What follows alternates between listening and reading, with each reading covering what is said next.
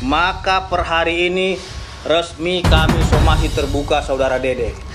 Kami juga melakukan somasi terhadap Dedi Mulyadi, ya, kepada saudara Liga Akbar Cahaya. Kepada 3 orang ini agar meminta maaf kepada Bapak Ibtu Rudiana 3 kali 24 jam sejak somasi terbuka ini disampaikan dan diumumkan. Apabila dalam 3 kali 24 jam tidak meminta maaf, maka dengan tegas kami akan melakukan tindakan hukum dengan membuat laporan polisi terhadap mereka bertiga. Kalau kita mau bicara jujur, yang harus diinvestigasi, yang harus disomasi itu yang kesurupan. Karena itu yang kesurupan harus disomasi sebenarnya. Kenapa ada harus kesurupan?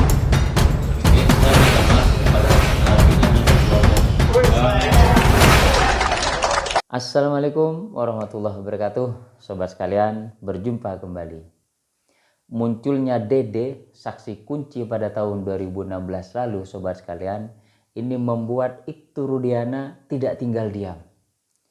Yang ditunggu-tunggu oleh masyarakat, beberapa pihak dan netizen untuk menyampaikan keterangannya, kali ini Ibtu Rudiana muncul melalui kuasa hukumnya, sobat sekalian.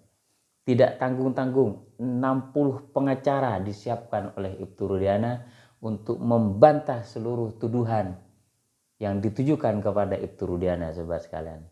Dan ini disampaikan pada saat jumpa pers bahwa beberapa poin-poin yang disampaikan itu terkait dengan tuduhan yang ditujukan kepada Ibtu Rudiana semuanya fitnah, hoax, dan tidak benar, sobat sekalian. Ada yang menarik yang disampaikan oleh kuasa hukum dari Ibtu Rudiana ini, sobat sekalian, melayangkan somasi kepada Dede, kemudian Kang Dedi Mulyadi, dan Liga Akbar. Somasi ini dilayangkan kepada 3 orang ini, sobat sekalian, dan langsung direspon oleh Kang Dedi Mulyadi dan Dede. Apa itu responnya, sobat sekalian? Bahwa Kang Dedi Mulyadi menyampaikan bahwa jika masalah konten ini yang disomasi, seharusnya yang kesurupan pertama kali itu disomasi, katanya begitu, sobat sekalian. Dan ini berbeda apa yang disampaikan responnya oleh Dede, sobat sekalian, yang begitu sangat menyentuh hati, dan kita bisa menganalisa sendiri apa yang terungkap dalam kebatinan dari seorang Dede ini, sobat sekalian. Dede menyampaikan bahwa lebih baik saya meminta maaf kepada 7 terpidana dan keluarganya. Luar biasa ini, sobat sekalian.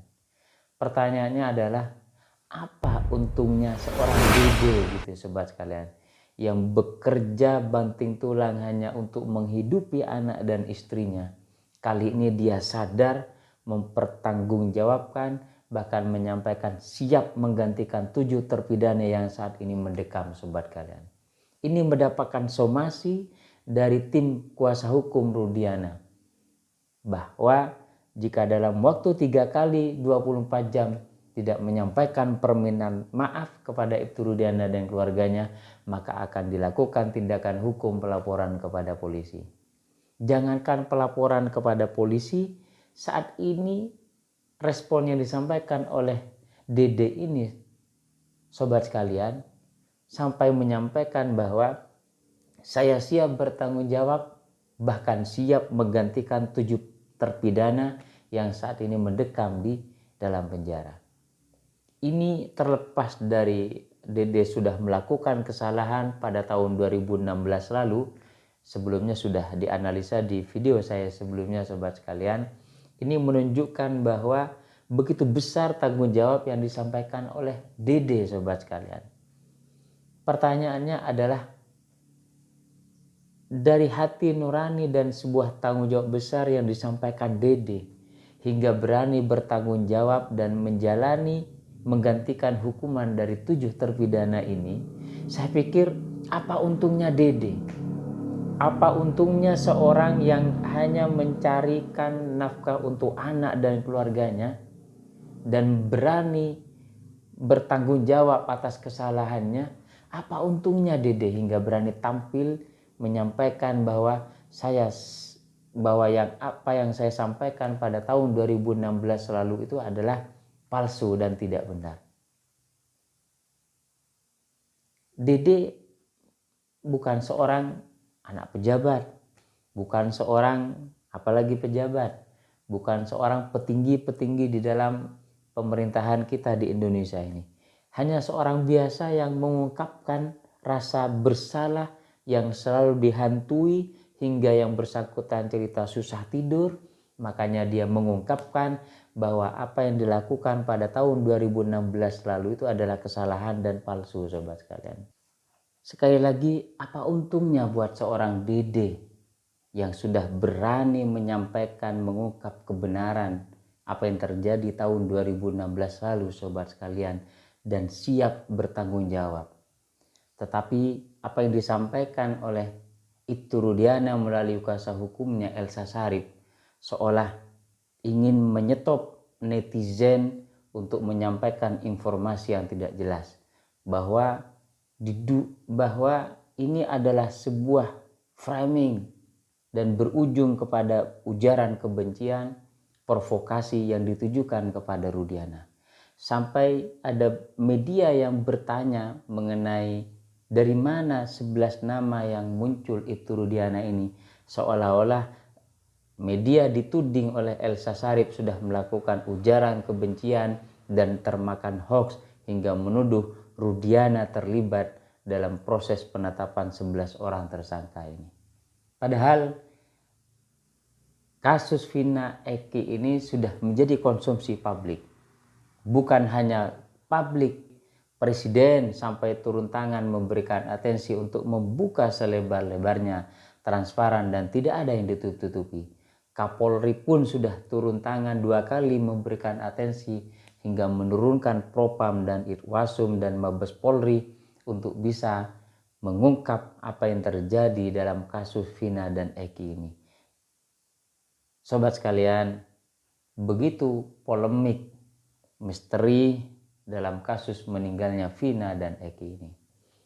Ini yang sebetulnya menjadi garis bawah besar bahwa apa yang disampaikan Dede ini menurut kita semuanya lebih mendekati sebuah kejujuran, sobat sekalian.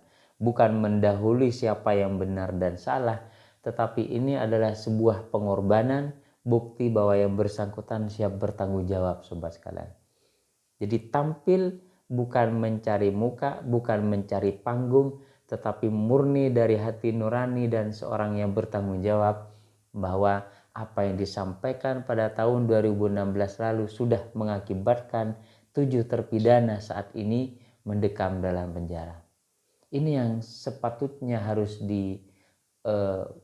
didiskusikan bersama, bahwa benar apa yang disampaikan oleh Saur itu, bahwa kuasa hukum semua yang sudah pendekar-pendekar hukum ini turun gunung, bersatulah untuk bisa mengungkap sebuah kebenaran dan keadilan.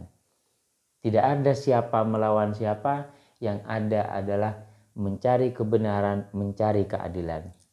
Jika memang ini betul-betul motifnya adalah lalu lintas, kecelakaan lalu lintas, ya sudah, mudah-mudahan terbongkar apakah ini benar-benar lalu lintas. Tetapi kalau memang ini muncul keanehan mulai dari prosedur awal pada saat BAP 2016 hingga penetapan ada 11 orang tersangka yang sampai ada 3 DPO tidak ada wajahnya, ini betul-betul bisa diungkap. Betul-betul bisa dikawal bahwa apakah ini benar atau tidak. Karena semua publik sudah menyimak, kemudian mengikuti, bahkan dari beberapa tokoh juga turun tangan. Mantan Wakapolri pun juga menyampaikan bahwa memang terdapat keanehan mulai dari proses awal termasuk Ibtu Rudiana, sobat sekalian. Kalau di sisi pihak Ibtu Rudiana pun juga menyampaikan bahwa ini sudah inkrah. Dulu juga sudah pernah dilakukan sidang pra peradilan, dilakukan banding sampai kasasi. Bahkan juga dari Pak Susno Daji pun juga menyampaikan bahwa hakim mulai dari pengadilan negeri sampai banding dan kasasi seharusnya juga bertanggung jawab kenapa ini bisa terjadi dengan dasar begitu banyak kesalahan prosedur, kemudian banyak beberapa keanehan dan lain sebagainya.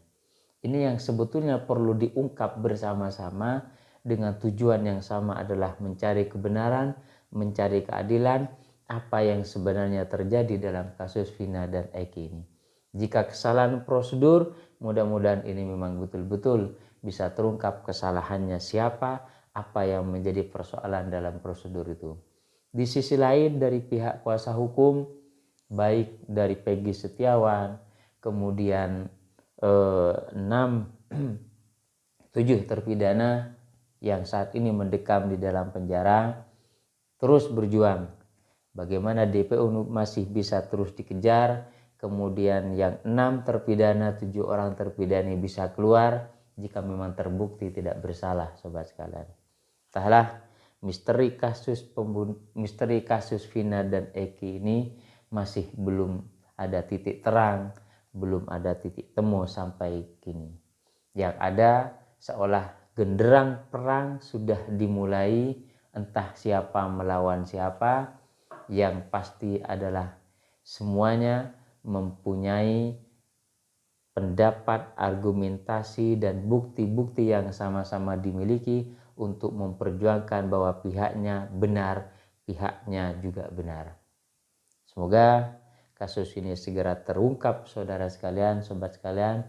Kasus ini segera terbongkar apa yang menjadi penyebab motif sebenarnya meninggalnya Eki dan Vina ini.